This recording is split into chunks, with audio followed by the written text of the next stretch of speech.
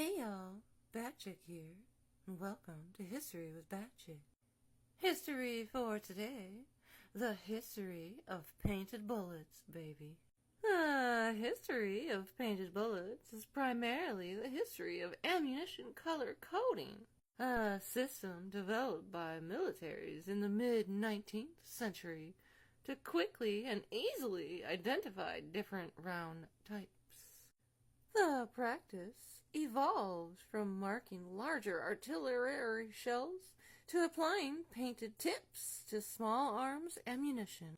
Color codes help prevent the misuse of ammunition, which can have very different functions and effects. The use of colored bands to distinguish between different types of ordnance began in the mid-19th century, baby. The British Royal Navy was one of the earliest adopters, painting specific colored bands on artillery shells to denote different shell types. In 1915, you can see my reflection. Stop fucking around and find out. During World War I, the United Kingdom developed the first tracer round, a bullet with a pyrotechnic charge. Nailed it. That leaves a visible trail to help a shooter see the bullet's path. The United States followed with its own version in 1917. Initially, American tracers were identified by blackened cartridge cases before adopting colored tips. And that's what she said. By the 1930s, the militaries experimented with high-velocity, armor-piercing bullets. And I have 11 bullets. And that's an inside joke. No, I'm not telling you. The U.S., for instance, adopted the M2 armor-piercing round in 1939, baby, which was identified by a black bullet tip. That's also what she said. After World War II, NATO countries established standardized color codes to minimize confusion between Allied forces, while variations still exist between countries. Common NATO tip colors. What? After World War II, NATO countries established standardized color codes to minimize confusion between Allied forces.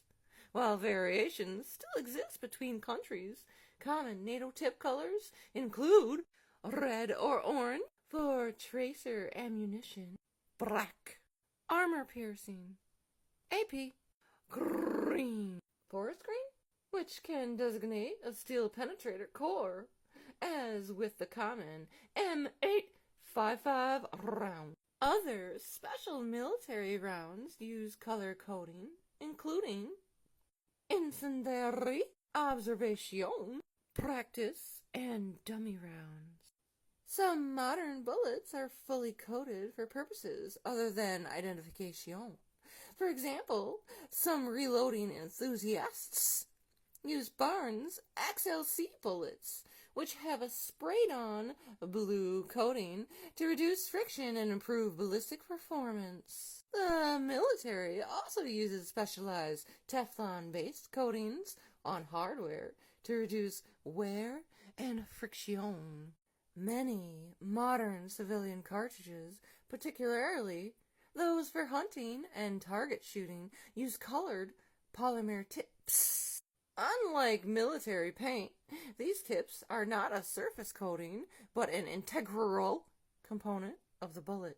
The color often serves as a branding element for the manufacturer.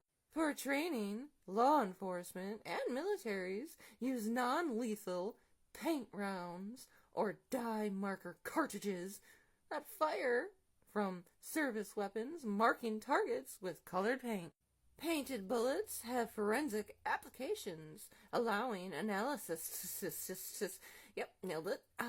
examine unique coatings like those found on Barnes XLC bullets. For safety, Some shooting ranges ban colored tip military ammunition, such as green tip round, due to their ability to do damage to steel targets and backstops. And on that note, Batchick is motherfucking out.